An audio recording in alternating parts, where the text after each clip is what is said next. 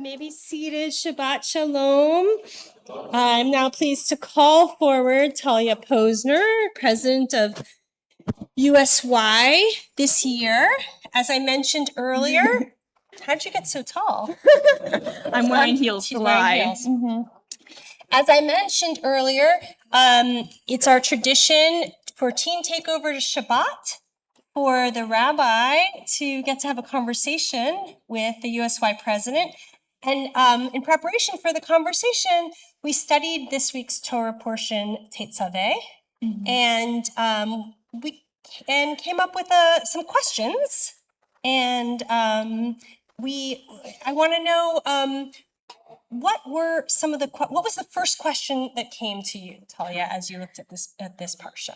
All right, before we start, I just want to say Rabbi Posner told me to try and, if you know me, you know I can talk very fast when I get nervous, and Rabbi Posner told me I got to take a deep breath and slow it down a little. So if I start to talk very fast, forgive me. But so our first, my first question about this parsha was the parsha has a lot of emphasis on clothing. It's all about the clothing of the high priest and the ceremonies to sort of set up the high priest.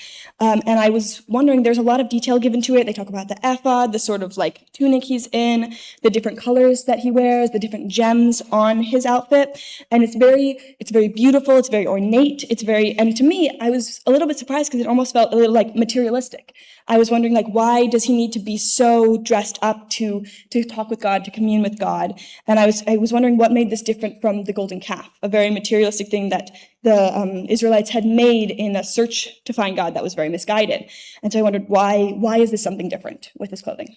Right. So we spent a lot of time focused on the parts of the parsha, and it's actually quite a lot of the parsha, which describes the clothing of the high priest in great detail. And we also spoke about how the building of the Mishkan, which we've been talking about last week, and we're going to talk again about in a couple weeks, how it parallels the creation story. And we noted about how in Genesis, in the beginning of the Torah, God creates clothing for Adam and Eve, and that perhaps the rabbis thought that the clothing that is created or described here for the high priest, for Aaron and his sons, mimics that. So we wondered, why does God focus on giving them clothing? What does it mean? And what do clothes say about the person around them, or the people around them? When we brought that up, that felt like something I could definitely relate to, because at least for me, and I think a lot of the teens might agree, that fashion can be a really important way of expressing yourself. And I definitely know it is for me. And I think when I was thinking about it, I was thinking definitely like the way someone dresses, fashion can inform you a lot about what to expect about a person. Not all of it, but a lot of times you can say, based on the way someone dressed, you can think, oh, they might be like this or they might be like that. And it brought me back to, in general, like uniforms. If you're wearing a nice uniform, you're a person of authority. If you're wearing like a Halloween costume, you're a person at a Halloween party. You know what I mean? And I think that is something that's a principle that the high priest is having. We're wearing this as a sort of a symbol of authority with the Jewish people to show that this is someone who is powerful. This is someone of authority. This is someone with a lot of power. So when he puts on his uniform, so to speak, he has a sense of stepping into that office. And also the people around him, it sends a message to the people around him about who this is and what his role is, right? Yeah. And I think especially when you talked about like it not only informs to the other people what they're to expect, it informs it to him. Like, I think a lot of time in Judaism, we use the way we dress to inform how we're going to act.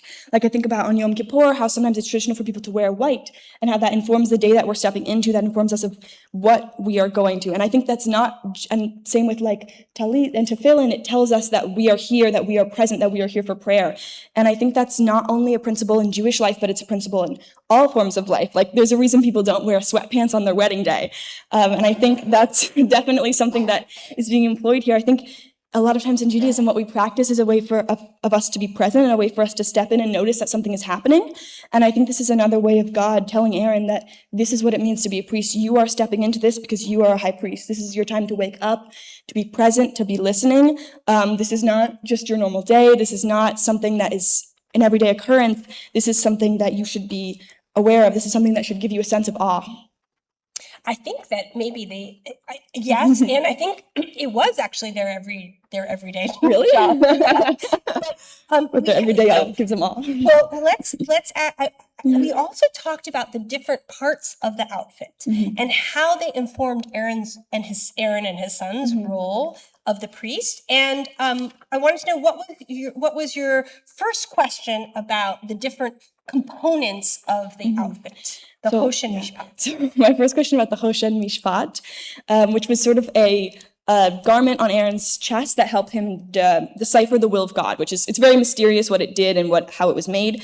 But we studied, and we wondered why was it placed on his heart? The breastplate of decision. Why was it on his heart? Yeah, and we studied Hizkuni. Am I saying that right? Hizkuni. We studied Hizkuni, who's a 13th century French rabbi, and talked about how in the Bible the heart is. We think of today as our brain being the place where we have our memory and we have our thought. But in the Bible, it was considered that that's where your heart is. Your heart has your thought. Your heart has your judgment. Your heart has not only your emotions, but your memories. And I think that's a real place that your decisions are not only coming from your thought out, it's not only coming from your critical thinking and your reasoning, but it's also coming from your memories. And it's also coming from your empathy. And I think that was something that God was trying to emphasize to Aaron, to not only use rational thinking and critical thinking, but also to use his empathy and to use his memory as a part of his job. You also had something interesting to say about the weight of the thing, right? That it was heavy. The whole outfit was very, very heavy, and I think it was God's way of emphasizing that Aaron is responsible. He's not only responsible for himself, but he's responsible for the other Jewish people. He has a big job. Not a light task. No. And that gets us to the next question that we had. What was the next question? So we talked about how the high priest wears all the names of the different tribes on his ephod and on the Hoshen Mishpat.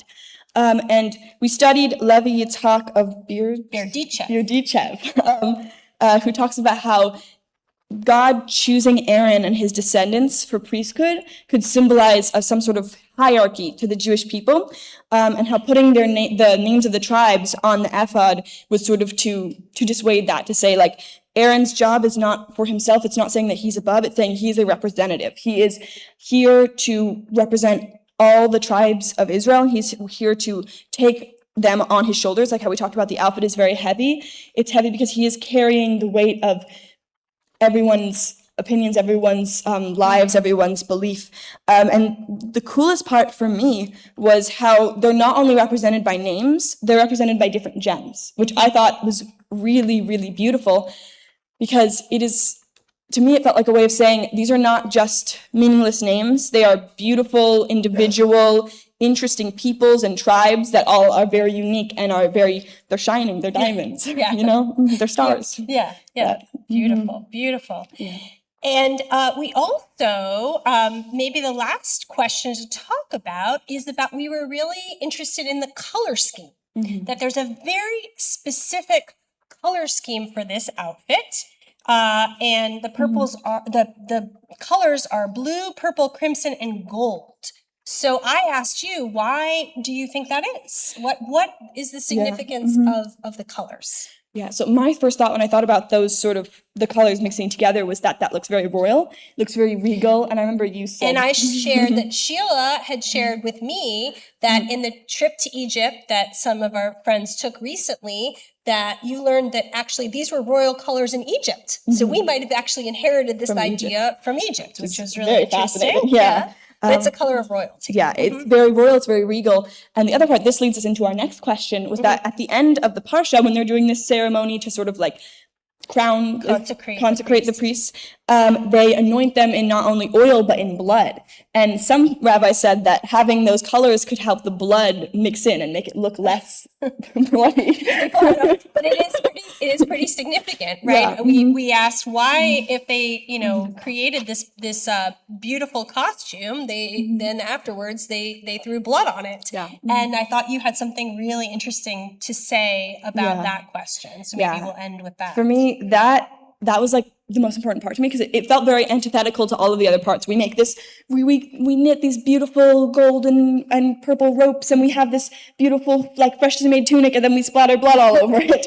And I think that is another way of informing part of Aaron's job, another way of, like, telling him what to expect, almost, that I think it's a way of saying, like, his job is not easy. He is not above any of the other people. He is flesh and blood, even if he's dressed up nice and fancy. And to not expect to be higher than, or to not expect to be other than, to expect to be in the thick of it. And I think for me, that's why it's very different from the golden calf, is because it is not his way of being separate from everyone, not his way of being untouchable and impractical and perfect. It's a way of being very with the people, being very practical, being an imperfect and a human way of talking to God. And I think that is what makes it special, and that's what makes what he wears important. Interesting. Yasher Koach. Thank you. Beautiful. And actually, what I'm going to take a moment now, because we also, thank you. It was really fun studying the Parashat with you. And I want to ask if there's today is also new drivers Shabbat, and I have a new driver, but I don't think that we have any other of our new drivers here today. Is there anybody else who is a new driver? Could be an adult. Yes, Clay? No? You're just doing this? You're hoping in a few years? Okay. Yeah. Ellie Singer might be a new driver. Is Ellie in... What? Okay. Yeah, Ellie Singer. All right, so we'll give her keychain at another time. They're all at our moral retreat. We're going to take a moment, Talia, to give you a blessing for you're representing the new drivers, many of whom are at Camp Ramah this weekend, so we're missing some of them. And this keychain, which Rabbi Graber got from Israel, has a blessing in it, Tfilat Derech. It's a blessing that we say when we're traveling, and part of it, I'm not going to read the whole thing, but I'll read some of it and give you a special blessing from our congregation. Yehi ratzon milfanecha, Adonai Eloheinu v'Elohei avotenu. May it be your will, Adonai, God and God of our ancestors, that you lead us towards peace, guide our footsteps towards peace, and that we're supported in peace, and make us reach our desired destination for life, gladness, and peace. Adonai, bless and protect our newest drivers as they venture out on the road to independence. Help them, shoulder your new responsibility with grace and strength. Bless you with awareness of your surroundings, good reflexes, patience with other drivers, and the wisdom to know when to take a break. Adonai, I also am asking you to bless and protect the parents of our newest drivers, which in this case happens to be me. As soon as I saw you take your first steps, you began to walk away, and we celebrate your newest step, but it's bittersweet. Stay safe, make good choices, and be a blessing on the road. And now you have a keychain with which to do it. Okay, thank you.